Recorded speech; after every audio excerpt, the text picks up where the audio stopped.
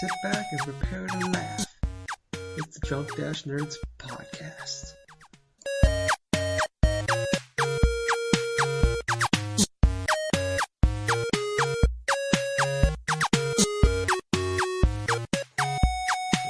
Alrighty. Well, ladies and gentlemen, welcome to episode 25 of the Drunk Dash Nerds podcast. It is our silver anniversary. But unfortunately, I am not with normal guys. I'm with a normal guy, Jack Hart. Hey. Hey. Unfortunately, Knuckles had to drop out last minute. He's a little under the weather. Syphilis is acting up again. Awful. Well, that and that double yeast infection, too. That's a real killer as well. Yeah, I told him don't use the chapstick you find on the public buses, but he keeps doing it. I don't understand why. He's going to hate me for saying it. If he listens to this show, which I doubt he will, he's going to be mad at me for this. But, I don't really know where to go from here, because usually I have Knuckles to make fun of. And Jack's not nearly as fun to make fun of as Knuckles is.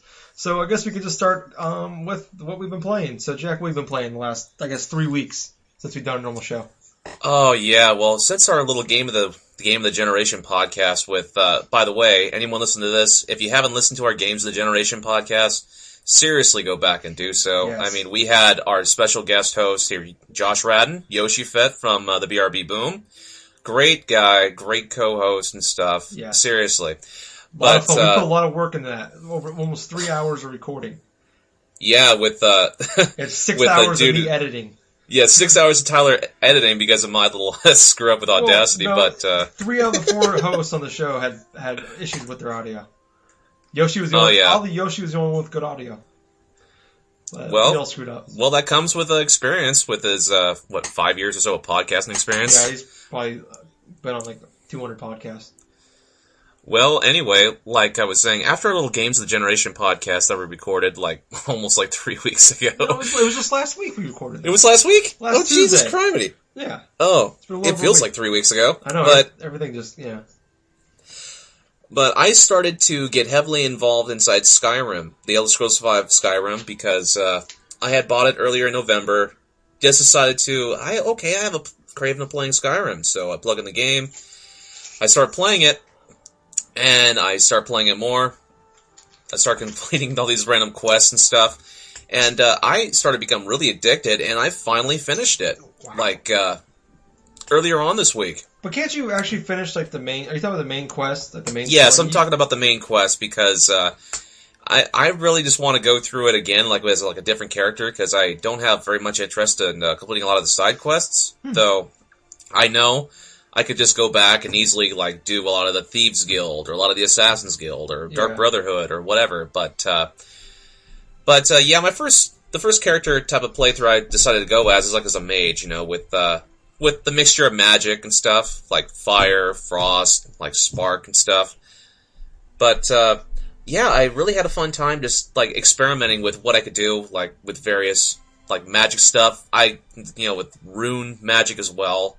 I tested out a lot of the rune magic with just various, unexplainable, little events, say I would go running through, the various forests inside, Skyrim, and I would just come across these random, animals and stuff. It was just so comedic, comical and stuff, because I would go to a specific mission marker, and then all of a sudden, out of nowhere, I go off to this one cave, and there's about 3 cave bears that are just trying to attack me, just out of nowhere, right? So I'm oh crap, okay, I gotta set this one here, gotta set this one there, crap, this one's not doing so much damage.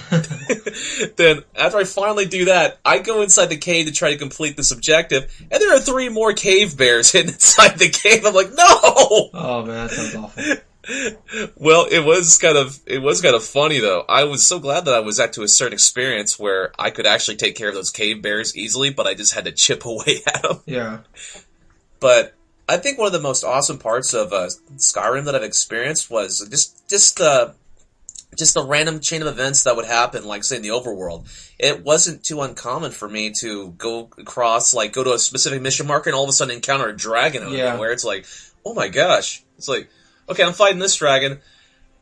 Now I go up to the final little main mission marker, the final big temple whatsoever, and I beat about 2 dragons in a row because they're so close together. It's oh crap. I remember I played the game. I think I played about 30 hours of the game when I played it, and I remember I got into I ran into a giant and a dragon fighting. Yeah. And then I was like, oh, I'm gonna they're killing each other, so I'm gonna run in here and kill both of them. And then I started attacking the dragon first, and so we just started teaming up with the dragon. So I figured we'd team up, kill the dragon, and then I'd hit the giant. Well, I accidentally hit the giant while trying to hit when I tried to hit the dragon, I hit the giant by mistake, and so they both started attacking me, and I pretty much killed me instantly. But that was really cool about the game is that they do have a lot of just random epic moments. They don't. Yeah. They're just it's natural. It's not scripted in the game. It's just completely 100% random. Yeah, it is completely 100% random. And what I ended up discovering by looking up on YouTube, I looked up on YouTube specific glitches, and apparently there's the glitch inside Whiterun where you can actually glitch through the ground of the environment and actually walk to a specific portion where you can go underneath the blacksmith's hut or something like that. You can actually go inside and open his chest and get a whole lot of his gold and his merchandise and stuff without having to pay a thing. But then if you wait 2 days and stuff and go and try to leap up to talk to him, because you can actually go up to a certain corner underneath him while he's working on his workbench, jump up and then just trigger the conversation with pounding the X or the A button in the case with the 360, and reset the thing so where you can actually gain enough gold and stuff. I did that a bunch of times so I could actually have enough gold and stuff to actually buy my own house, so I could just dump off a lot of my equipment. Because that's the only reason to have one. Not if you have a wife. Well, yeah, that too. Or husband. But the main reason why I did that is because I didn't really invest a lot inside the stamina stuff, because I just randomly just went with magic, a lot of magic, and health second, stamina last, of course. So they're over encumbrance issues that I had, where I had a bunch of freaking dragon bones and scales, which I didn't have any place to put, because I had to randomly sell off a bunch of those stuff too, which is oh hey, if I could have made this dragon armor thing, but I can't move. Yeah, that was the issue. That was the only reason I bought a house, was I could store my crap in. But there were a couple of bugs I went through with Skyrim. I mean, when I first started playing it, which I did play through on the PS3, I started my save file. Then I spent about 2 hours playing it, and then all of a sudden I just couldn't save the thing, so all of my progress for those first 2 hours were gone.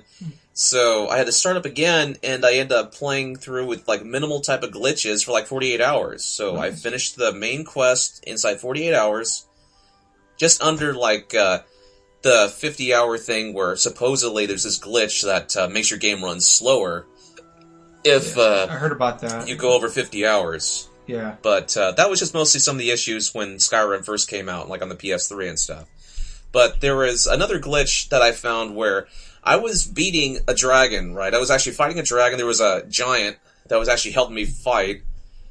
The first time that happened, I actually won that fight with the dragon and stuff. And, the giant just goes peacefully on his way. The second time, the giant actually got a chance to defeat the dragon before me, and all of a sudden the dragon's just stuck right there. He's he's dead. His soul does not get absorbed at all by me. So, I just had this big old dragon corpse. Just not do anything. Nice. But other than that, I've actually had a chance to try out a little bit of Super Mario 3D World, which I've only played once since I've got it. Played it for about an hour and a half. I love a lot of the freaking overworld type of stuff, because randomly inside Mario games, especially the 2D ones, you have this type of map where you just move left to right and stuff, which world you want to go through. Not the case in Super Mario 3D World. You can actually just run across particular portions of the map, wherever you want to go, kind of a little exploring aspect of it. And you can either go inside levels that you want to go into, or you can actually just discover a lot of hidden coins or a lot of hidden little items and stuff and bushes and stuff like that. I like that little touch. My first playthrough, not first playthrough, but just the first initial time I got a chance to, my first initial impressions, thank you. My first initial impressions of it, I went through worlds 1, 2, and I'm on the third world right now. And I'm just having a blast playing this. I mean, I'm sure I probably would have even more fun if I had more people playing it with me. But I love a lot of the level designs. I love a bunch of just the creativity that went inside, like solving complete like puzzles and whatsoever. But there's just a lot of random stuff. Like, say, when you die, it's actual theme from Mario 3, which I kind of like that. Nice. And there is like a bunch. There's like it's more or less structured, the player selection thing, like after Super Mario Bros. 2, which I really like that because you have Mario, who's just a best overall character. You have Luigi, who does that little fluttering jump, who jumps higher. Then you have Toad, who's just kind of a little bit fast, but he can just randomly pull items up or something just really fast. And then you have Peach, who can float for a certain duration. So there are particular levels where you can actually use like various characters to progress, like in specific ways to get all the coins and stuff. Because there's still like 3 gold coins you got to collect in each like level in order to get 100% stuff. So my first overall impression, I really am enjoying this. This is better than what I've played for New Super Mario Bros. U, which I beat earlier on this year. But yeah, that's pretty much what I've been playing for that portion. But the last thing I have been playing... Well, before we start to cut you off there, but before we go in there, I wanted to talk about that too. Okay. Super Mario 3D World. The people that listen to the show know I don't have a Wii U, but a friend of mine does, so I went over to his house. Yeah. And we both we played Super Mario 3D World together. And I'm with you. I only got to play it for maybe an hour or so, but what I played of it, I really enjoyed. I not much to jump. I mean, pretty much I agree with everything you say. Great game. If you play, I really enjoyed the 3DS version of it. 3D Land.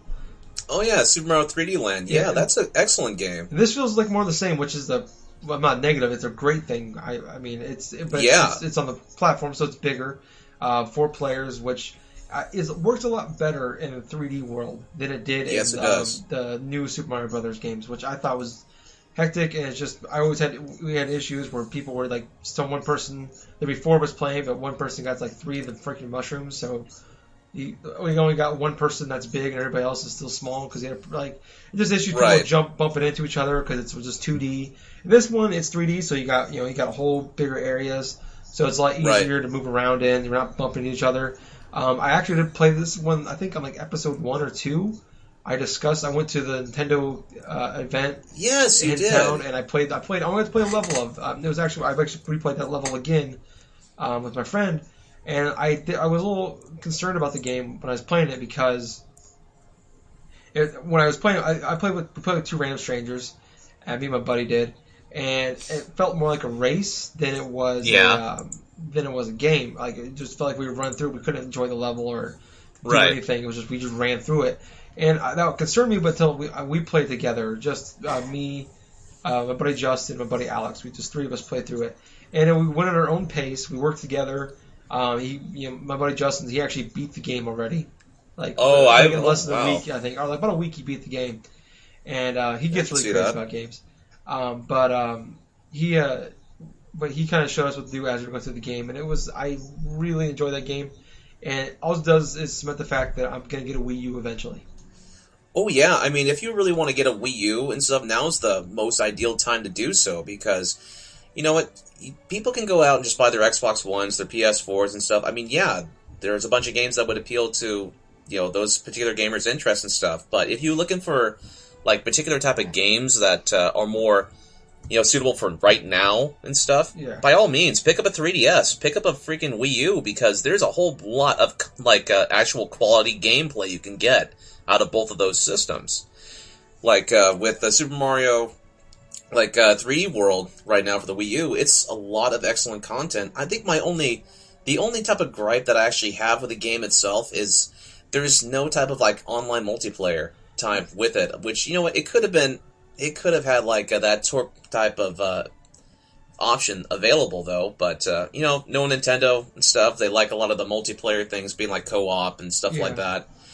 And that was a complaint on the original Wii, was the fact they don't have the online. I mean, you got the friend system down now. You got a friends list. You got the store. It's a lot easier to go through it, even though it's not as good as the 360 as far as the online experience is, or in the PS3. it's like there's no excuse at this point not to have it. I'd agree with you. I can't think of one good reason not to have at least the option to do online gameplay. But to its credit, Super Mario 3D World, it's a very solid game, and it feels a lot more fresh than, say, Super Mario Super Mario Brothers U or something like that. Super Mario Brothers. That launched along with the Wii U like around a year ago, which really surprises the hell out of me that it's already a year inside the Wii U's life cycle. Yeah, and, a little over a year now, I believe. I think it came out a year ago, like 2 Sundays ago. Yeah, it's really hard to believe. Black Friday or something like that. Yeah, so. Yeah, because I've had that console now since launch day, and the only random games I've actually played on it are like Super Mario Brothers U plus a little bit of Wind Waker, and now a little bit of Super Mario Brothers what was it? Super Mario 3D Land actually. Yeah. But yeah, that's definitely a Christmas list type of game. Yeah, definitely. But there is one last game I did want to talk about though, which I was really obsessed with, like, for most part of this week. Persona 4 Arena for the PS3, 360, whatever type of console the thing's on. I am a big fan of Persona 4. Persona 4 Golden in particular, because when I had my Vita, I played that game for like about 96 hours, and I really enjoyed a lot of the story, a lot of the gameplay elements. And when I picked up Persona 4 Arena, like earlier on, I think it was this year, I hardly played like an hour and a half or something into it because I just went through a lot of the introductory basic stuff. But after I finished Skyrim, I just decided I wanted to play something just off the wall. So since I had a craving to play Persona, I went and I got the game, put it inside my system, started playing it. And I tried out its story mode. And a lot of Persona 4 Arena, for those who don't know, Persona 4 Arena is actually like a fighting game. It's like a fighting game in the style of, say, Guilty Gear and like kind of Blaze Blue, sort of. Only just replace those type of content characters with characters from Persona 4. So this story mode's like separated through like all the various characters, all except for like a character like Elizabeth, I think it is, where you go through each individual like little story mode. They give little brief glimpses and sort of like compiles together like some sort of like big old like a hodgepodge of things. One character will have this story arc, the other character will have that story arc. It's a lot of story thing you have to absorb inside this fighting game. But the good part about it is if you enjoyed Persona 4 a lot, that RPG, the story of it, you will more than likely enjoy Persona 4 Arena because it just covers a lot of the various events that happened like after the conclusion of Persona 4, which this game only takes place like about 2 months after the events of that game. So as far as a fighting game goes, it's kind of basic to a specific like extent, but it's very easy to just chain together combos. I mean, I was just mashing like the square button, and I was just pulling off like this basic like chain combos and stuff into like a super, pretty much. But I think the best part is a lot of the characters are really interesting in terms of like experimenting with. Like you got your tank characters, you got your like range characters, like close melee fighters and stuff like that, and you have your best all around stuff. But I think this game, because it's made by like Artwise or something like that, Artwise, but it's the same developer for like Guilty Gear and stuff. Because of that, it has a lot of quality like fighting game mechanics, and it can be very competitive stuff. I have not tried the online portion of it though, but I was so obsessed with this game this week that I actually went through and finished like about like 71% of the story. And I actually beat it like a few nights ago. Wow. And let me tell you, it was such an experience. I really enjoyed that fighting game. I loved it even more so than playing through the story mode of Tekken 6, which, oh my god, I just have nightmares about playing Tekken 6 to completion on the 360 when I had it, because the story mode was absolutely atrocious, but the fighting mechanics were still good. I would maybe think it's even better in terms of like the arcade like story things inside Street Fighter 4, but then again, it all depends upon whether or not you actually enjoy like Street Fighter 4 like characters and their various franchises and stuff. But overall, Persona 4 Arena, if you love Persona 4, that franchise, and you love fighting games, this is an excellent game to pick up. Very nice. And it was like for sale for like about $15 last week off of PSN too. Nice. Since it is right up to about $30 now. So that's all I've been playing. That's all. Well, I mean, I'm gonna one up you here because I have 1, 2, 3, 4, 5, 6, 7, 8, 9 games to talk about. All right, just go ahead. Already talked about one, so 8 now. I'll make them all very quick, or I'll text you. We're 20 minutes in, haven't even got to the topics yet. I did finish Assassin's Creed 4 a couple weeks ago. This is kind of final touches on that one. This game is fantastic. This is one of the best games. I wish we did do this Game of the Generation podcast for like another 6 months to a year. Because this might have been on it. Like this one is by far. I like being in Italy more. Okay. But I think they do a better job of the assassination elements and just doing all the side stuff in the game is so much more fun in Assassin's Creed 4 than 2. Okay. You go around, you could go and dive for buried treasure. Right. Attacking random ships is just addicting as all hell. Yeah. I would spend hours just going around and attacking random ships. Like compare game wise, which one would you think would be it's like the better game and stuff like that in your opinion? Is Assassin's Creed 4 better than Assassin's Creed 2? As far as being an assassin and being just kind of stalking the enemy and just killing them, and just the whole build up to that, I think Assassin's Creed 2 is much better as far as being an assassin goes. Because this one, okay. Edward is the main character, and he's never really. I don't want to go to spoilers, but he's never really an assassin. He's not an assassin. He's not a Templar. He's just kind of neutral. He's just in it for himself to get. He wants his money, and that's kind of cool. It's cool in that aspect, but it's kind of disappointing in others. He's just all about getting what he wants. So it's not all about. It's not unfortunately he does some assassination stuff, but it's few and far between. Where you do have to kill. So you do kill probably. I think there's the normal thing. You kill one main enemy. Mm-hmm. Every chapter, but it's not being the assassin all the time, and sometimes it's a good thing. But there is some it seems like there's more missions where you gotta follow the guy, which is awful. I hate every single one of those missions because it's just boring as all hell. Because all you do is you just follow this guy, nothing's happening, and then You get you just kind of follow him. He just don't make sure he turns around every few minutes. He makes sure no one's following him, and then you just hide and you just follow, and nothing's happening. And then finally gets to the part where you go into a cutscene and you talks to this guy, and you figure out what's going on. You gotta find where somebody is or something's hidden, and he hears what that person knows where it is, and then okay, so it's here, and that's the end of the mission. Sometimes there's more to it, but that's kind of, and those parts are just awful. It seems like there's more of them in this game than others, but just the missions that just lead to nowhere, pretty much. No, not really. They lead to nowhere, but the missions just kind of seem pointless. It's why do I gotta follow this guy for 5 minutes when it literally nothing happens in these 5 minutes? Oh, I see. It's just I'm just following this guy and making sure when he turns around every 30 seconds, he doesn't see me, and it's boring. So.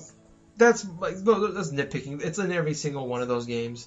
But what's overall? Go ahead. Sorry about that. So, what are the best parts of this game then? I would say the ship battles are by far the best part of the games. Just doing the side stuff, find the treasure, making my ship, building up and upgrading it is really addicting for some reason to me. They did take some Far Cry 3 elements where you can hunt. And if you kill bunnies and stuff kill certain animals, you can use it to craft and make give yourself better armor or better. Oh, that sounds good. You can carry more arrows. You have certain arrows that put enemies to sleep. Certain ones that can go berserk and they'll start. I see. You can shoot an enemy with this dart. It's not an arrow; it's a dart. You shoot. It's called berserk dart. You shoot the arrow. You shoot the dart and hits an enemy. He goes berserk and he starts attacking other enemies. And they'll kill each other. Or they'll distract them. You can just run by them and stuff like that.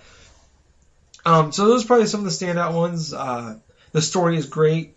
Everything like that. I like I said before, though, I hope this isn't becoming the new thing where it sticks with the pirating thing. I'm fine with it for a game or two, but I think it would be best in the best interest of Assassin's Creed. And I think this is what they're doing. They've shown so far they're doing it. They're not going to stick with one area for too long. They're going to make a game or two out of it. They're going to go on to the next one. And if they do that, that's great. I hope they do that. I really enjoyed this game, but I don't want it to be a normal thing. Okay. Jumping on to game 3 of 7, or 3 of 9 I played. I rented, I talked about a few weeks ago, Batman Arkham Origins. Okay. I rented it. I didn't buy it, and I'm glad I did. It seems like it's more of the same, which isn't necessarily a bad thing. But it's just like there's no. You're in the same town. You're in Arkham, right? Just like 15 years earlier or whatever. It's kind of the story of how Batman meets Joker. Okay. And that's interesting, but as far as the gameplay portion, it's like you have to like fly. Like the open world part is not very fun to me in this part where like it's just everything is you can fast travel eventually. But it's kind of like a Skyrim where you have to go to the place first before you can fast travel to it. Oh yeah, and yeah, it's just extremely boring. Going from like you just because he doesn't fly, he glides, and like you just gotta glide for like 5 minutes to get to the next. You can bump into random enemies here and there and fight them, but that half time is pointless. That sounds like a whole lot of like Arkham City that I had to experience too. Yeah, because that's exactly kind of what you're suggesting. Like my experience that I went through with Arkham City, because I'd be gliding from like to and from building the building, going through, facing like random thugs and stuff, taking them out, just going forward to like the next objective and stuff. That the Arkham Origins that you're describing to me kind of sounds like more of the same from Arkham City, only like same combat, different story, but same type of environments, just overused of like the previous game. Yeah, and this one is even worse in the aspect of like even though the combat is fun. Yeah. It feels like they just throw more enemies at you to kind of pad out the game to make it longer. Right. The story is only like 6 hours, and I think I got probably I'd say a third of the way into it, and okay. I think I spent like I don't know like 80% of that time fighting. Just like really, it was like literally like it was like room to room. All right, fight these guys. All right, go to the next room. Fight these guys. It was kind of like that in Arkham City. Really? It was like that in Arkham City and in Asylum, but it just felt like it was more of throwing bad guys at you. Well, you know what? In Arkham Asylum, like at least it had a lot of balanced variety. Okay, yeah, you had your fighting, but then you had your stealth sections where you can go and just randomly take out thugs, just scare the crap out of them. They're there. But... I mean, they still have them. But it just feels like there's more, like it's not as much as far as what I played. I don't want to the game might get better later, but it just feels like there's more, like you're thrown at these combat parts. I did actually, I can't recommend this game as a buy. I would say maybe rent it. If there's nothing big out right now and you like the other two, rent it. I actually got it for free on Steam from a friend. That's right. So if you can get it that way, I highly recommend it. So I'm going to probably play eventually here soon. I got some other games I'm playing. It might be one of those games where I just pick it up and play it on Steam here eventually. Maybe during a lull period, like if it's nothing's coming out in spring or summer, which doesn't look like it'll be the case, I might pick it up again. So going on to my next game here, Killzone. I picked up for some reason the Killzone trilogy. Oh, okay. I traded in some games and last weekend, and I was like, should I get Zelda for 3DS or should I pick up the Killzone trilogy? And I figured, well, I'm getting PS4 here eventually, so I might as well beat the first three. Now I know the story, so I might play Killzone. Oh, I see. So I could have got Killzone 2 and 3 for like $10 used at GameStop because I have like the membership and everything there where I get discounts. But when I decided to get the Killzone trilogy, which was $20 and came with Killzone HD. So I could have got Killzone 2 and 3, which are PS3 games, for $10, but I paid $10 for the Killzone HD, which is a PS2 game.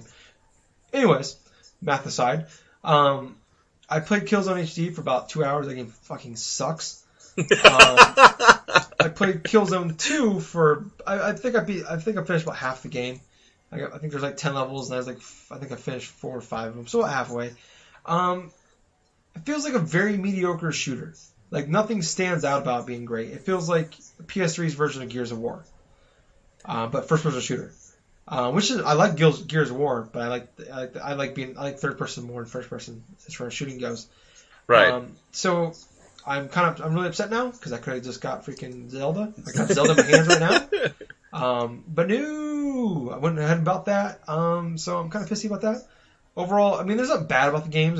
There's nothing that stands. There's nothing that stands out about Killzone 2.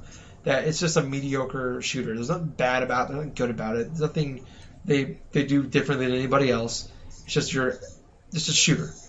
Well, that's pretty much what Killzone originally, when it came out for the PS2, that's what they were trying to tout it as, is a Halo killer, pretty much. That's what that was the code name, was Halo Killer, and it felt like Call of Duty 2, but with aliens, or whatever the hell they are. But in boring, repetitive gameplay instead of something that was just logical, you know? Yeah. So, and like Killzone 2, Killzone 2 is a much better improvement. I mean, albeit they had 4 years and a new console with more power to make it. Killzone 2 is a lot better. But like I said, nothing stands out to make this game like great. But when I was over at my friend's house, who has the Wii U, also has the PS4. He went out and bought that at launch. So I went over, and after we played the Wii U for a little bit. He let me play Killzone Shadowfall. I think I played a chapter and a half. It's How is that? It's Killzone 2, but a lot prettier. It's really, really, really pretty, but it's just a generic shooter. Nothing. That's if you just love playing first-person shooter games, you're gonna love it because it's really, really pretty, but it's nothing that really stands out about it. That's what I would say about Killzone. For that, that game doesn't deserve any more time. But the game, this, oh my god, I want a PS4 so bad from this game. Fucking Resogun. Or whatever it's called. Resogun, yeah, you're up. Whatever. It is amazing. Okay, so it's like Geometry Wars. And those of you who don't know what Geometry Wars is. Yeah. It's a twin-stick shooter. It's the flat background. And you got all these weird shapes coming at you. And it's got, what's the lighting on that? I can't think of the word. Oh, man, I'm having a blank right here. Strobe light. Like a strobe light. It's a lighting effect, and it's really cool. It's just you use the left stick to move around, you use the right stick to shoot, and like the direction you move the right stick is the direction that you shoot. And you've got all these weird shapes coming at you, you just gotta shoot and survive as long as you can. Okay. And that's Geometry Wars. That's what it's like. It's a flat background. You're just in a rectangle, you know. But in Resogun, it's much prettier, and it's actually circular. So it goes around. It's a whole circle, and the effects are amazing. You can see the other side of it. You just go around and around, and you can see the other side. You can see the enemies coming from you left and right. And I played one game for like an hour, over an hour, and I'm probably never gonna do it again. I got my buddy a bunch of trophies, and I got him a high score that I probably will never beat. It was just one of those things. It's just one of those games where I was in the game. That's what I love about these Geometry Wars. It's just I'm not very good at it, but there's some of those times where you just get hot with playing the game. Yeah. And it's just everything's flowing right. You're just killing everything. You're untouchable. And I had that moment playing that. And when you have that moment playing Geometry Wars, in other games too, but more in these Galaga and the quick play type of games, pretty much. Yeah. Yeah. When you have that, when you're in that zone, you just feel amazing. And maybe that's why I love this game so much, because I got into that zone while playing this game. But I literally played it for I was at my buddy's house, him sitting there watching me, played his PS4 for over an hour, one game. And that is crazy. And I don't know, as far as I can tell, he was having a lot of fun. Just he was just amazed by how well I was doing, which I probably, if you looked on the leaderboards, I'm probably awful. But I had just an epic game of Resogun, and that game is absolutely amazing. If you like Geometry at all and you're interested in getting a PS4, it's kind of hard to suggest buying a PS4 for a $15 PSN title. Or free if you have PlayStation Plus. Or free, but it's kind of ridiculous. It's kind of silly to hey, this is the game to get if you have a PS4. Very true. Over any game out there right now, over Battlefield 4, over Assassin's Creed 4, over freaking Killzone Shadowfall, Injustice, whatever. This is the game I want. And maybe I'm putting it over Battlefield and Assassin's Creed 4 because I can actually play them right now on my consoles I have. But if I was getting a PS4 and I hadn't played any of these games, I mean, that is a game. That game is amazing.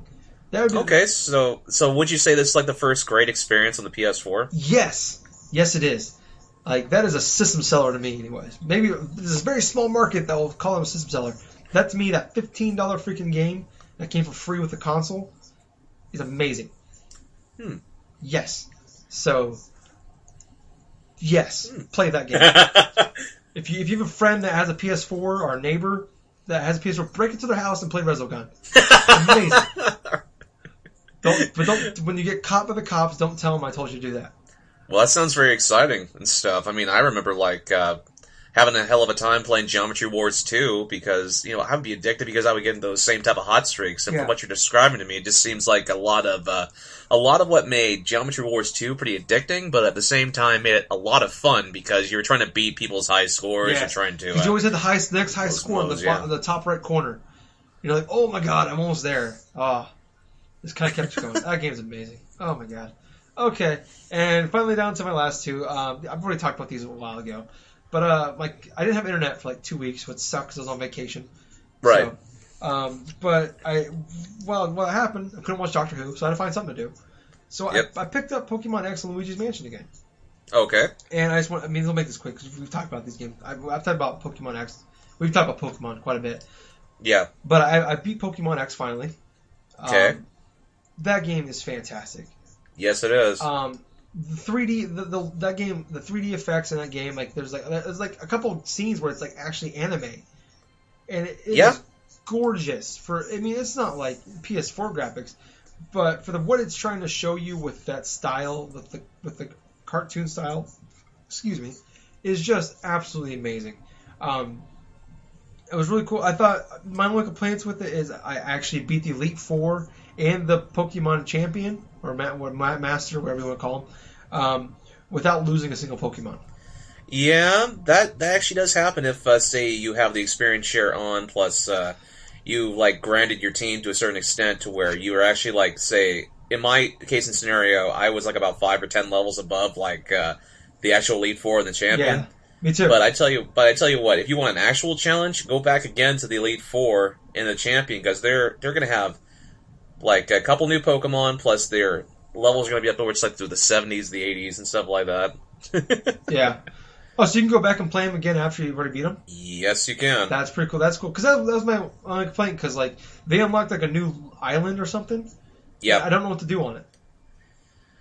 Well, that's the thing. You probably got to check out a little bit of Cerebi.net and stuff just to try out, because the after game, I don't really want to go into detail about the after game, but it just involves you having to search around like for clues and stuff for this one particular person. Okay.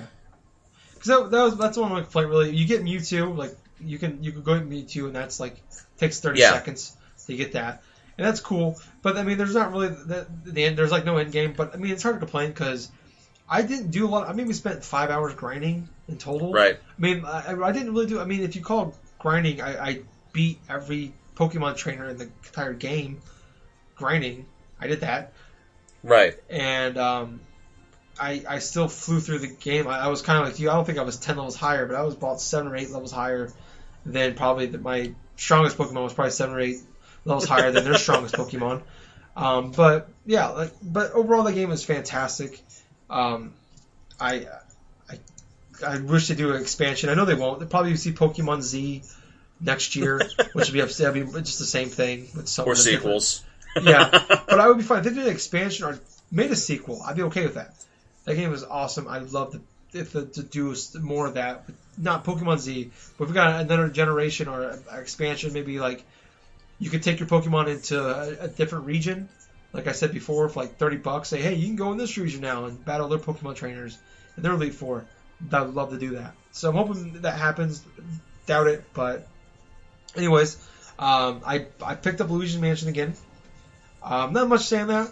Still loving that game. I'm pretty much falling back in love with that. My goal is like just do a level every day. Right. Because that's probably the best way for me to do it. That's definitely a game I really want to get back to too. Luigi's Mansion. Yeah, just been really focused on other stuff. And my complaint at the beginning when I started playing it, I hated the fact that it was just a level. You go back into the same mansion over and over again. You do it 6 times. There's like I think 5 different mansions. Yeah. 5 different places you go to. and each one there's 6 levels, and you just keep going. It's like a Metroid, we keep going to the same place. And initially that bugged me, because every time you go into like level 1, go get the key to this door. Level 2, go through that door and do this. Level 3, you get a little farther and further into the mansion or whatever building you're in. And it was just like each one was anywhere from 15 to 30 minutes. And that bugged me at first. 'Cause I'm like, I like the Luigi's Mansion on the GameCube, where it was just one open world. But I think for a handheld, this is perfect. Yes, it is. In handhelds, I mean, we'll play. I mean, there's some games where you'll play them. Certain people will play them 4 or 5 straight hours. I will do the same thing. But it's nice, like, it's fun, like, when I'm just like, I got 30 minutes to kill. I'll pick it up, play a level, put it down. And that's perfect for that. So I'm just kind of rebutting, or just kind of taking back what I said about that. That is a complaint. That's actually a positive in that aspect. Is I like the fact that it's not just one open world. It's just a level. You can play it 15, 20 minutes, put it down. It's great. Okay. We are like 40 minutes in, and we haven't even got to the topics, and there's only 2 of us. We talked to Knuckles before the show started, and he's like, we'll just do like a 40-minute show. We'll just have a show out this week. And we're going to have like a freaking regular episode without him. He's going to be so mad. He's going to be so mad at us. Well, you know what? For a suggestion, why don't we just do like half the topics on our list here, and we'll just save them for the next week. I might have overdone it, people, with the topics this week. There's like 20. I got a little crazy. I went a little crazy last couple of days putting in topics. So let's not do half. That's still like another 2 hours of recording. We can just pick up a couple here. There's certain ones I wanted that I thought when I put them on there, I had Knuckles in mind to discuss them with. But we can just jump into, because we're going to have a smooth segue here. We can talk about something we were talking about just a little bit ago, though, with the Super Mario 3D World. In Japan, it is the sales are not good at all. In Japan, it sold 99,600 copies in its first week.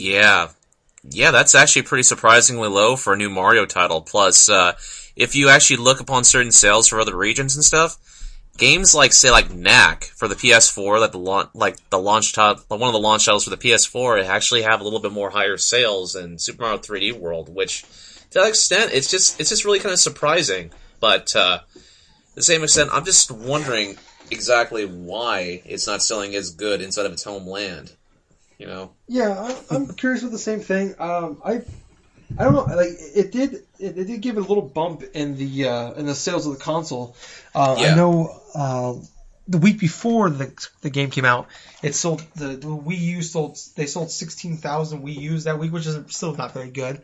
No. But then the week the game came out, they sold 21,000. So 5,000 console upgrade, which is a decent upgrade.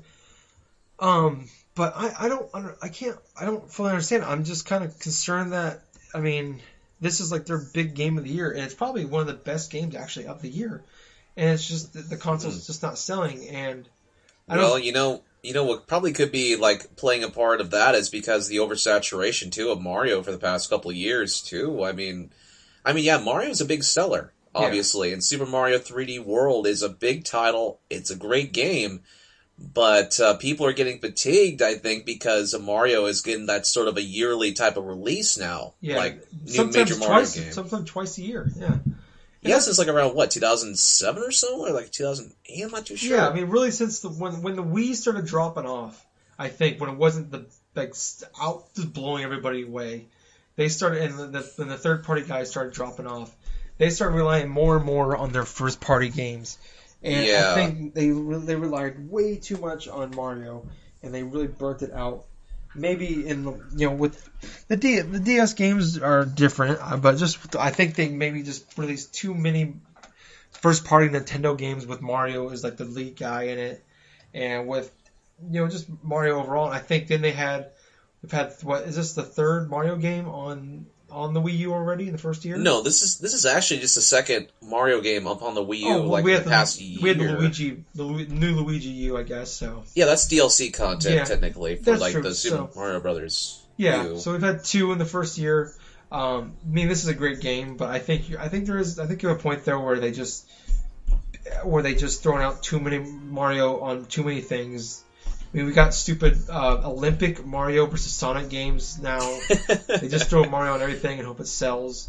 Well, you know what? For perspective, also, it's like, yeah, the first week of the game, though, but let's also count, like, the holiday season as well. I mean, we got Christmas that's coming up as, like, in the better part, too, and I know for a fact that there are probably going to be more parents that are probably looking towards, like, getting either a 2DS for their kid or a Wii U for, like, Mario 3D World. Because let's not forget, though, that there was actually another type of, a special handheld that was actually announced during this week, and actually a particular bundle, if I could just mention very quickly here, where they're actually going to be selling Pokemon X or Y with a 2DS for about $150. Yeah, see, that's a great deal, because $20. And on Black Friday, this makes me very upset, they had a 3DS XL with Zelda for $180. $180? Yeah, so a 3DS XL is $200 alone.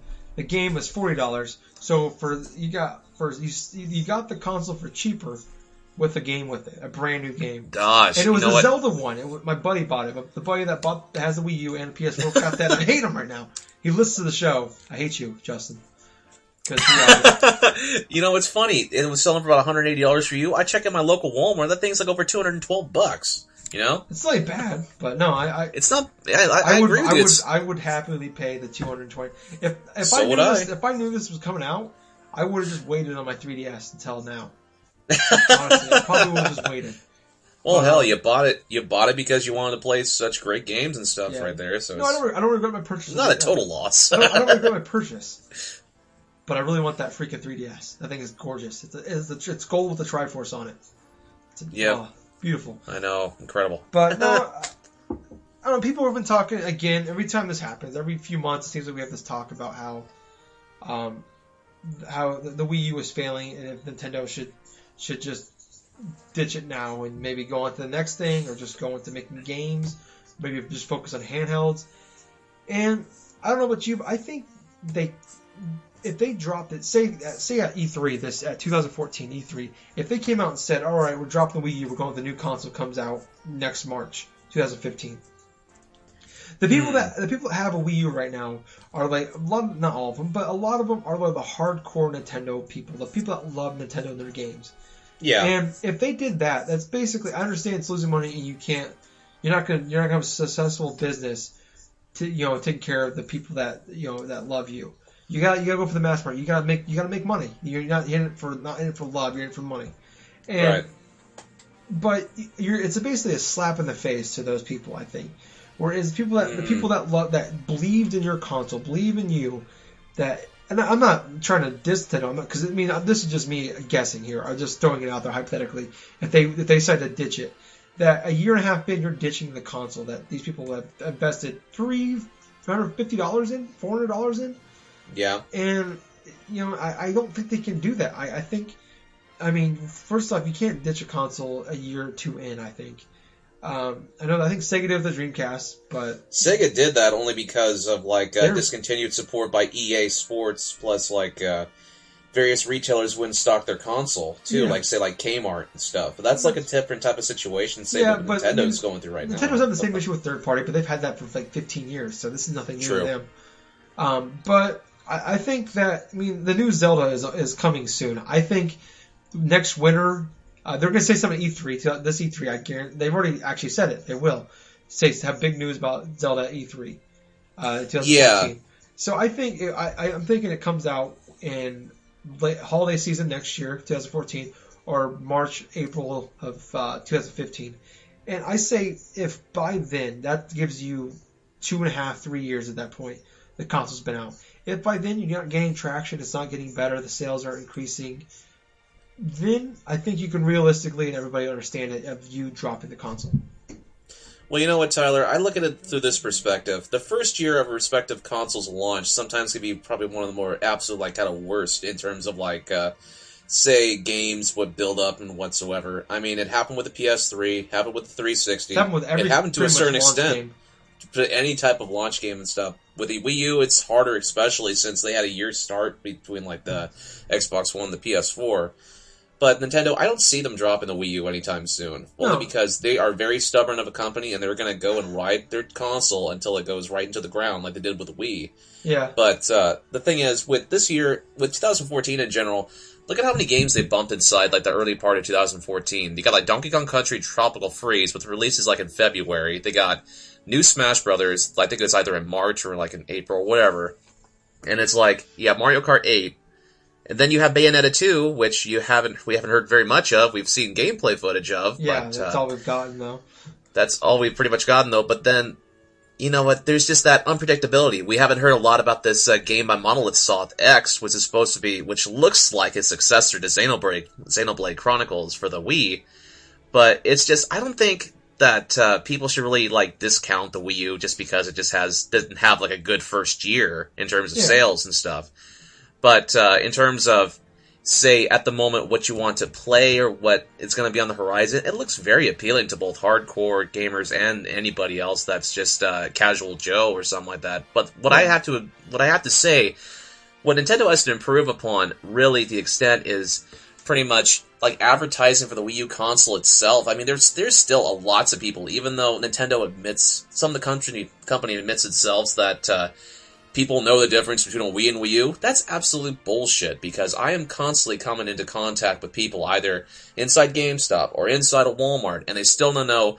Even my own parents, it's like, okay, what's the difference between a Wii U and a Wii? Yeah, it's just like when the console came out, nobody knew it was coming out.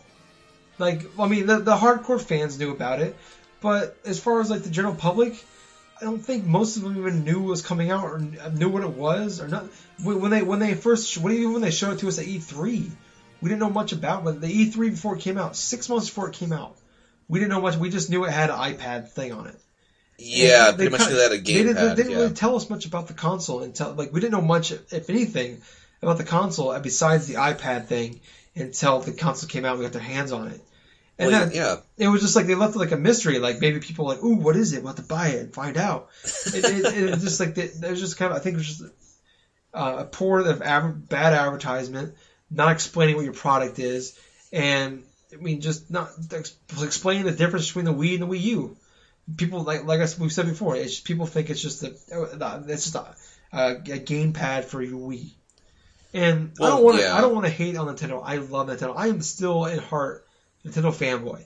I want Nintendo to be around forever making consoles, and I love their games. It's crazy because you think about it, like most, like you were saying, like pretty much every console that launches has a terrible lineup at the beginning. Yeah. It's just games from last generation, and the first 6 months of games, there's nothing to play. You look at the PS4, I can probably go 6 to 8 months without buying the console and not find one game that I can't get on the 360 or PS3 that's going to be on there. Right. There's not, maybe even a full year. But you look at the games that Nintendo has brought out for the Wii U in the first year. They got new Super Mario Brothers 2. They got new Luigi U, Pikmin 3, new Super Mario 3D World, or Super Mario 3D World. What are some other ones? There's that Wonderful 101. I've heard they get great reviews. But good reviews. There are various like third-party games. Let's say like the kind of the remake of Monster Hunter, like Monster Hunter 3, like Monster Hunter Tri Ultimate, which is a great like RPG thing that you can actually play online with particular people, a group of people if you want. Like you were saying, the Wonderful 101. There's Pikmin 3, which is a pretty decent game. I just haven't gotten around to playing it. Yeah. To a certain extent, like you were just saying, like New Super Mario 3D World, New Super Mario Bros. U stuff. Even the remake of Zelda Wind Waker. Yep. That's just a fantastic port itself. Yeah. But instead, the games are there. I believe it's just that it's just at a price. I think the console's just at a price because it's like $100 like cheaper than a PS4. $200 cheaper than an Xbox One. I think if it was like at the $250, maybe like the $200 range, that thing would be selling. I think. Oh, definitely. I think, like I've said before, when that thing goes on the $250, I'm gonna buy it, no question. Like, or if like there's a good bundle out there for like $300, there's some good bundles. Like I saw they had I was looking at it today. They have the Wind Waker bundle still for like $330, and that's just a little bit. If it would have done like about $300. So I would be a little more tempted. I'm still getting my PS4 first, but I think when tax season comes around, I might have I might buy 2 consoles in January. So yeah, I'm not at the certain. I'm just at that certain point where I don't. I think I probably won't even get a PS4 for this year. For one, I can't find it. yeah. But for another thing is when I get it, I'll just have maybe like Resogun and probably like Infamous Second Son in March. But I don't want to wait that long just to not only purchase a console, but just wait that long for a game I want to play. You know. Yeah, that's kind of sad because I've been like thinking about like I can't wait to get my PS4 and I think, well, what the hell am I going to play for it? It's like I don't think Resogun's gonna be fun for 6 months. Like the first, like there's good games coming out for it, but there's nothing like, oh, that's gonna make. I'm gonna have to buy the console. Well, yeah, I mean that's exactly what I did with the 360 and the PS3 when they first came out. You know, it's like I didn't get them when they first came out. I got like a 360 like in 2007, like about 2 years after it released. Yeah. Plus, I got a PS3 like about 2008, like another 2 years after it released. So for that perspective itself, I could wait like maybe a year if I wanted to. Yeah. You know what I'm really interested in actually purchasing, which I know it's just kind of strange, and I've said so much like kind of negative stuff against this device, but I'm actually interested in repurchasing a Vita. Because I have the money, and I'm having a goddamn. We're gonna do this. We're gonna segue into a actual. This is coming out. I believe it is confirmed in the UK, but it's rumored to come to the US. But there's a potential PS4 Vita bundle. Yeah, I've seen that supposed report, like in Europe, where I'm not too sure how much they're charging for it, but that's the thing. I've actually heard like from this article that it could be like the newer refurbished type of Vita, which kind of replaces the OLED screen with the cheap old like LCD type of which isn't a big screen deal itself. To me. Oh. All it means is like it's more so for display than the touch. Yeah, you know? I'm not too much of a tech guy, so that's not gonna bug me too much. Maybe for the big tech people in there, it's a big issue, but to me, I'm not gonna notice the difference. But no, I will say though, when I get my PS4, depending on the price point, this is a very tempting thing, especially with the PlayStation Plus. Yes, it is. Every month you get a free Vita game. I mean, so if you're a person that's had the PS or PlayStation Plus for a year now, and you've been downloading the Vita games just in case you already been like just got the download ready, just in case you already got a Vita, you've already got what 10 to 15 games to play on it. Oh my gosh! From PlayStation Plus alone, I got about 15 or maybe 20 something games for my Vita that I could play on it. Not all of them are great, but I mean, there's still 15, 20 games on there, and there's some really good ones on there, and there's probably gonna be some crap, but you still got some. But yeah, you still got some quality games on there. Like you say, you want to play, say like Gravity Rush or Uncharted Golden Abyss, or like just a lot of random like Vita games that actually have a lot of critical acclaim that you can get for cheap. Yeah. No, but yeah. I don't know. I think the Vita is $200 by itself. The PS4 is $400. If this thing comes out $600, I lose all interest right there because it's not really a bundle. It's basically you're just buying it's a bundle, but you're not getting a deal out of it. And usually when there's a bundle, there's a deal in it. And if this thing was $500, if this comes out $500, I'm buying it, no question. That's true. I think if it goes, if we're going to the 550 range, it's more. I'm going to think about it a little more. But I think this is a great thing, especially with the remote play and the fact that with the PlayStation TV eventually coming. It's coming to Japan, but hopefully here soon to the United States and North America, where you can actually basically turn your Vita into like essentially you can stream it via your Vita. That's a twister there.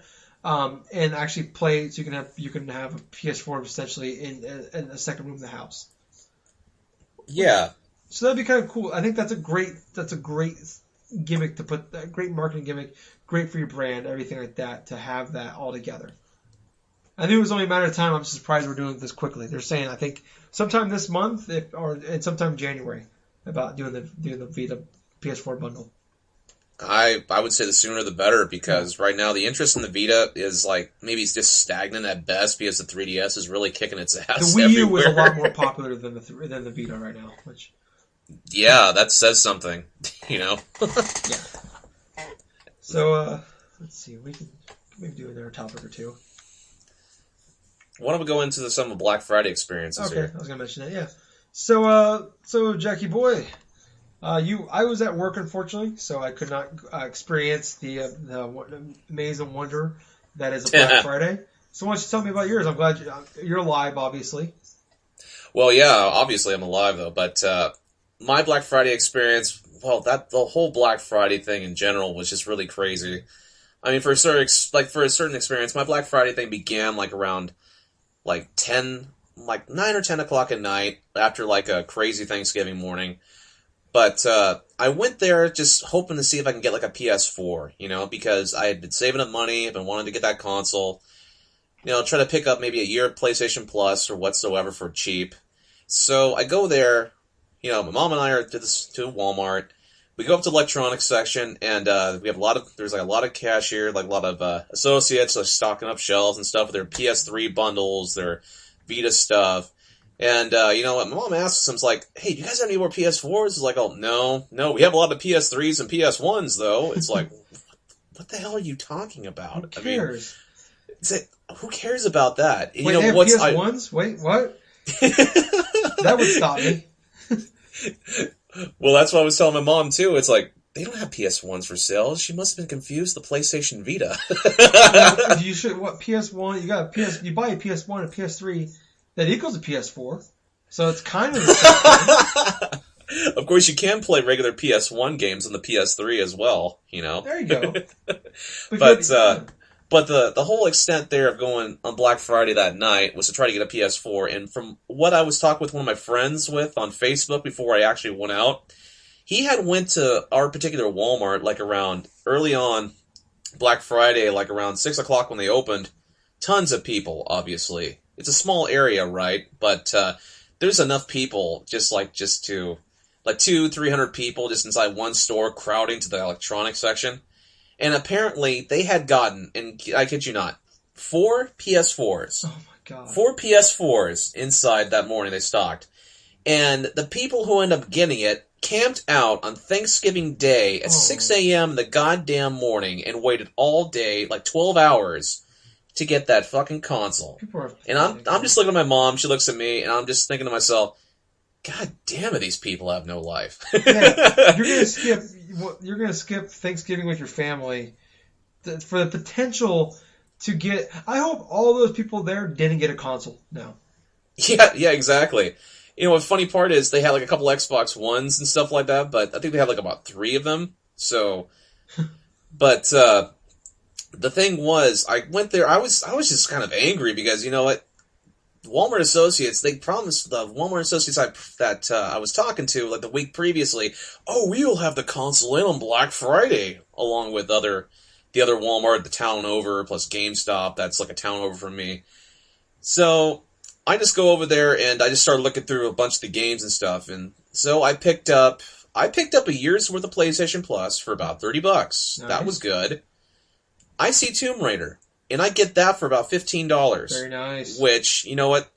Hell, I've been wanting to play that game for a while, so I went up and did that. So my mom gets me like about a $20 PlayStation card. It's like, oh, okay. So we go there the next day, because it's the actual Black Friday.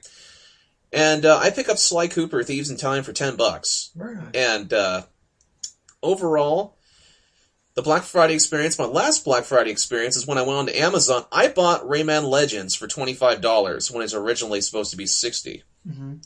So I ended up saving like about $80-something, like just on Black Friday alone. So, yeah, you know what? My Black Friday thing, even though I'm disappointed I didn't find a PS4, I still got a hell of a lot of great deals. And you know what's kind of funny? The last type of deal that I actually got was like a few days ago. And apparently I went onto a Coast Guard base, because we have like a close Coast Guard base to the area I live in. And I found the original Call of Duty Black Ops, and you know what they were trying to sell it for like brand new? What? $2.94. Oh my god. So I look at it, it's like, oh, you know what the hell? Oh my god, you got a problem, man. So I got freaking Call of Duty Black Ops for PS3 for about $3. Oh man, yeah, you got a problem. Well, you know what? It's funny. Because this had been like the most games I've gotten since like around July, pretty much. Yeah. And I'm usually the type of guy that just if he gets a paycheck or something like that, okay, here's a game. I'll spend $30 for this game. I'll play that. But because this year has been so, like, stagnant for me and I haven't really gone a lot, all of a sudden it's like, okay, Purge. No. Oh my God. I've been kind of the opposite the last, like, 6 months. I used to go out, like, every paycheck, I just buy, like, a random game. Now I don't. Now I'm more pick and choose now. Yeah. That's what I've been, pretty much. Yeah, you gotta be right now. Especially the holidays coming up, new consoles coming out. I've been very, especially the last couple months. I've only bought like the big games I wanted. I haven't gone out and bought any other just random games to play. Trying to be a lot smarter with money so I can get a PS4 and eventually maybe a Wii U in the next couple months. Yeah, like I was saying earlier, I was thinking also a new TV.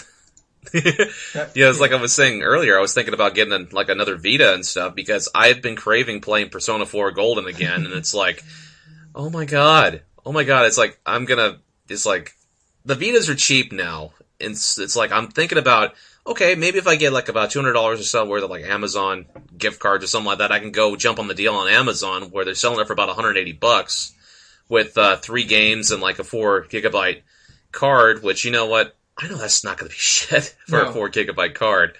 Especially if you got PlayStation Plus and you got to download them all.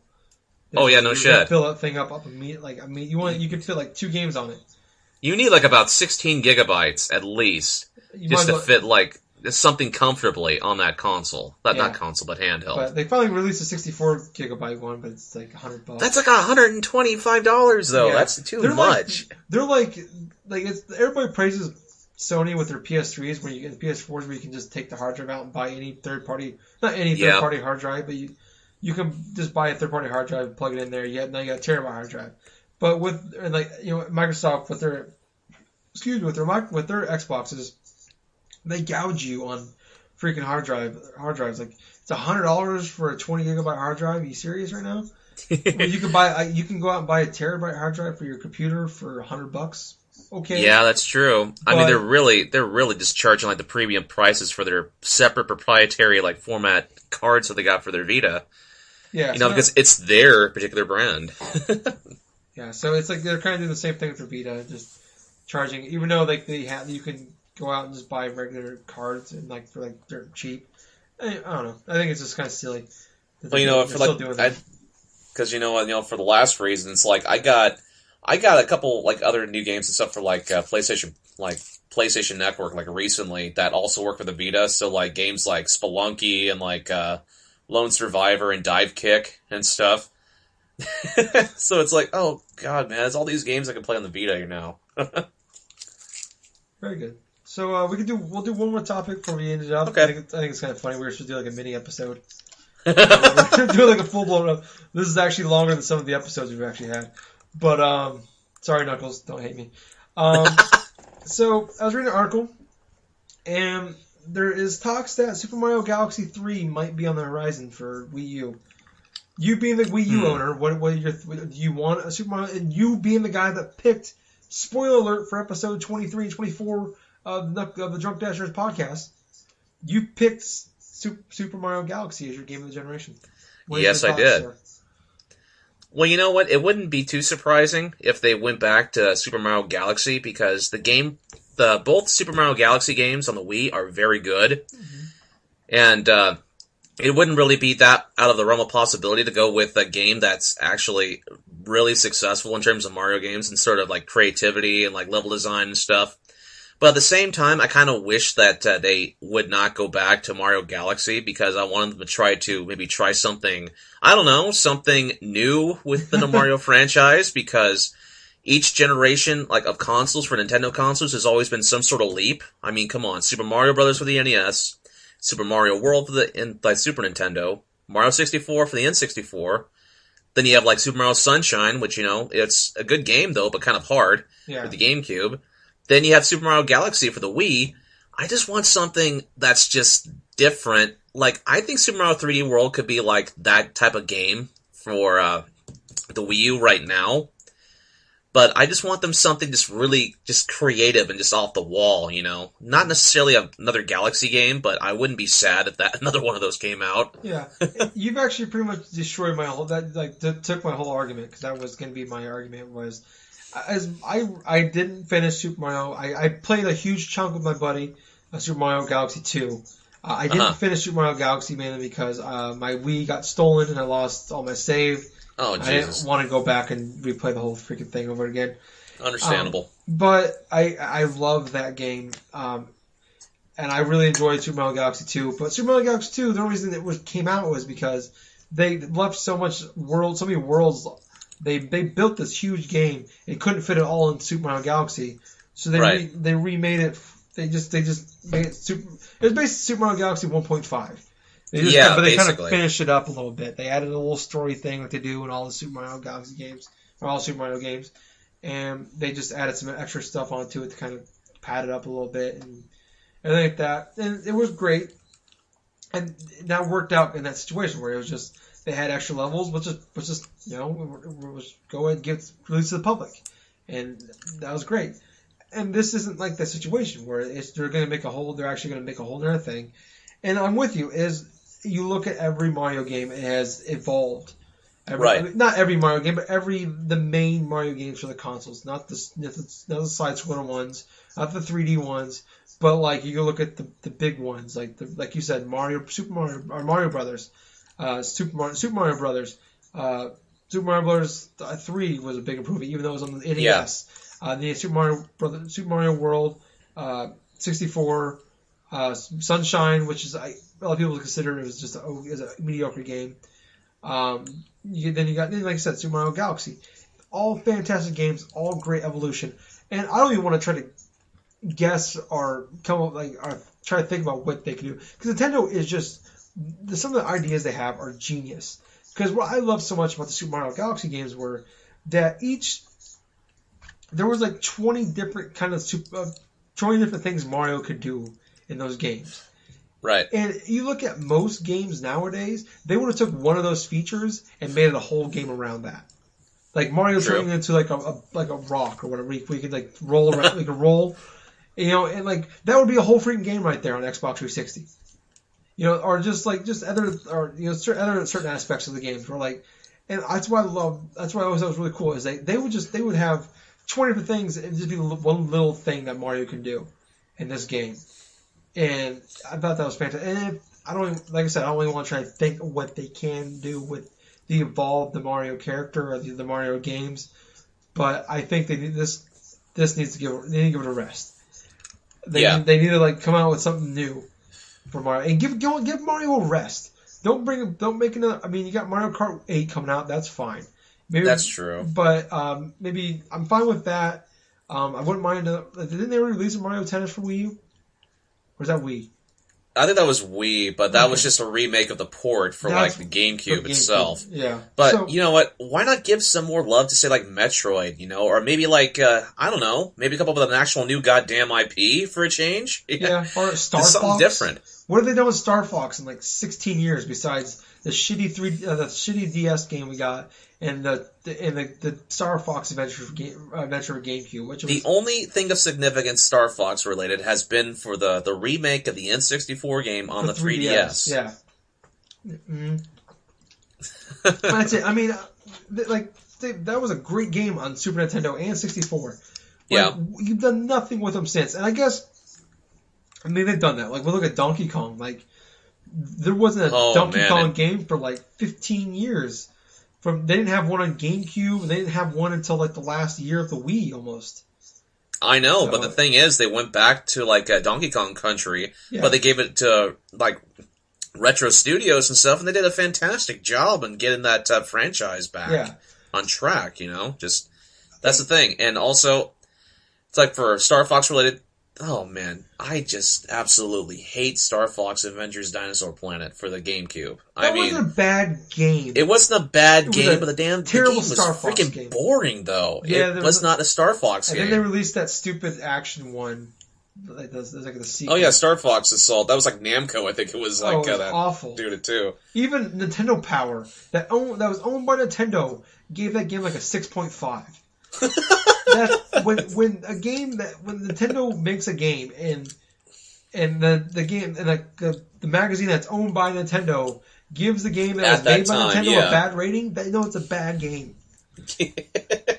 So I mean, there's other IPs out there. I know Mario is the big one, but it's not working right now. I mean, it's given a minor boost, but like we've said before, it's like I think give Mario a little bit of a rest. I'm not saying for the rest of forever or for a couple of years, but maybe 2015 holiday season, maybe release another Mario game or something like that. Give him a rest for a couple of years. We don't need a Mario game every year. I agree with that. Even though I'm the guy that buys Assassin's Creed and Madden every year. So I don't know what that says about me, but that's a niche audience there, I guess. But I guess that we can go and just wrap up the show there. Yep. We've rambled on long enough. Knuckles is going to kill us because we did a whole episode to spite him. He's probably going to be really depressed now because Knuckles, the show can't run without you. This was a terrible show. Please come back. There. I'm just going to edit out half the show. That way he'll just think that we were recording for like 40 minutes. And then over those recordings and stuff, that half of the show, you're just going to record like a lot of monkey sounds and stuff like that. Yeah. So what do you think, Knuckles? No. So, no, we'll go ahead and wrap up the show. We'll go into, Knuckles, I'm sorry. Knuckles isn't here. Now I'm sad again. Jack, what is your wrestler of the week? Well, for this week, for my wrestler of the week, I'm just going to go with Matt Hardy. How about that?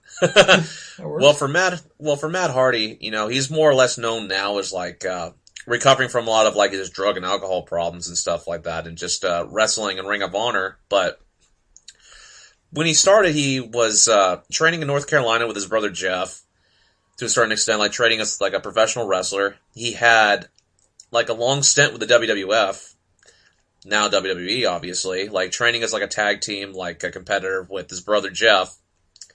They were like Matt Hardy, Jeff Hardy. Those two were like had a bunch of different managers, from like Michael Hayes to like to obviously Lita was like the most like a recognizable manager that they've had. But Matt Hardy in general, like he was known for his twist of fate and his like his leg drop and a whole lot of like extreme type of moves that him and his brother would pretty much do. Obviously, like back in the day, if you would say like see one Hardy, the other Hardy wouldn't be so like far behind and stuff. But Matt Hardy was also known for like a lot of like the feuding like with Edge and stuff like that. Also like because of a supposed like back and forth kind of a conflict behind the scenes between like Edge like dating like his former girlfriend Lita and stuff like that. Yep. So when Matt Hardy actually came back to WWF and stuff, they immediately put him in a feud with like Edge, and it looked like they were just like having a barroom like type of brawl or something on the stage. Yeah, that was a real life situation where Edge was dating Matt's fiance in real life. So, yeah, that's true. It was like these guys look like they're literally going to kill each other in the ring. Yeah, exactly. And also, like, when that particular attack when Matt Hardy or something like that got Edge to like, the stage, and I did that freaking side effect move of his, like, onto, like, the tables down below, that was, like, a legitimate type of threatening thing, because, you know what, Edge had, like, neck problems, and still had to retire, too, later on, because of, like, the neck troubles that he sustained in all those TLC matches. But the fact of the matter is, Matt Hardy, he's had his demons, he's had a lot of various, like, other things, but he was pretty comparable professional wrestler. But, yeah, for this wrestler of the week, I'm going to go with Matt Hardy. Very nice. Very nice. Normally it's the time where I go to Knuckles for his random Twitter follower, but since he's not here, I'm not gonna steal his, that's his stick, I'm not gonna steal it from him. But, we can have a big one next week. Just in this show up here, we do have, a Facebook group on Facebook.com, obviously. Just Drunk-Nerds on Facebook. You'll find our group, and we also have a page as well where we constantly update when the show's coming out, just news, what's going on with things behind the scenes. If the episode's not coming out for any reason, we'll let you know on there. So like us on there or join our group. We also have a brand new Drunk-Nerds forum. That's right. Yes. We just it is just go to drunk-nerds.proboards.com and you could join in all the excitement. It just came up yesterday. As we're recording this, this came up Tuesday. Or no, wait. I'm sorry, Wednesday. I don't know what day it is anymore. Yep. So, you're working too hard, Tyler. This is the first time we haven't even told anybody yet. We're pretty excited about it. We put a lot of work into this. So we're really, really excited about it. We know forums isn't the big thing anymore, but it'd be kind of cool if you want to come on in and talk to us or just kind of join in the conversation. It's going to be a fun time. It's a laid-back situation. We're not huge sticklers. Just don't be a dick. That's the only rule there. And also, what I wanted to mention also is if you're listening to us on iTunes, please leave us like a rate, or review for our podcast here, for the Drunk Dash Nerds podcast. Give us like a 5-star if you really feel like we're worthy of listening to stuff. Comment, just rate, subscribe, just do whatever. Yeah. Use the force, Luke. Use the force. Yeah, because I think our last a review was all the way back in say August or something like that. September. September. It's only a couple months. Yeah, we're due. We're due for another one. Yeah. I think we get one review every 3 months. So we're due. I think we got 6 so far. All 5 stars though. So that's good. Yeah, that's true. About 1,000 on that. So I don't really know how to smoothly end the show, but I guess that is our show for the week. Hopefully Knuckles will be back next week. I was Gingerboy. And I'm the Jack of Hearts. And we'll see you next week. Love you, Knuckles. Yay. Route.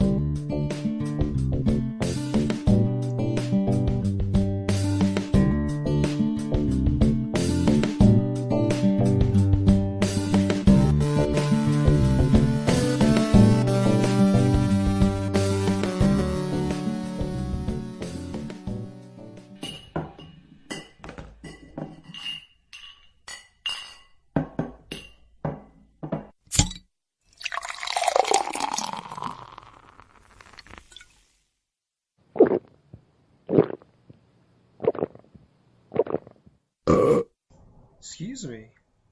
You too many beers there. Anyways, we're on iTunes now, so go on there, check us out, and if you like us, leave us a review, and we'll even shout you out. And Jack will send you his credit card number.